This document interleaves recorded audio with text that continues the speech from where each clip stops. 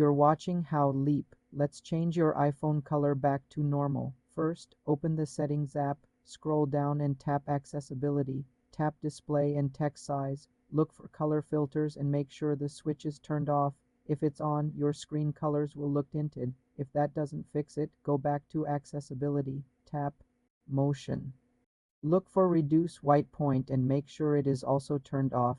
Next, check your True Tone setting. Go back to Settings, tap Display and Brightness. See if True Tone is on, toggle it off and on to reset it. Finally, if colors still look wrong, you can try a force restart. Quickly press and release the volume up button, then the volume down button, then press and hold the side button until you see the Apple logo. You're watching how Leap. Let's change your iPhone color back to normal. First, open the Settings app, scroll down and tap Accessibility, tap Display and Text Size, look for color filters, and make sure the switch is turned off. If it's on, your screen colors will look tinted.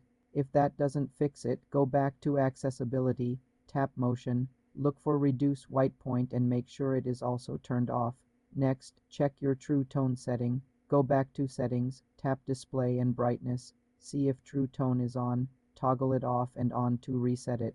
Finally, if colors still look wrong, you can try a force restart. For more simple tech tutorials, subscribe to the channel.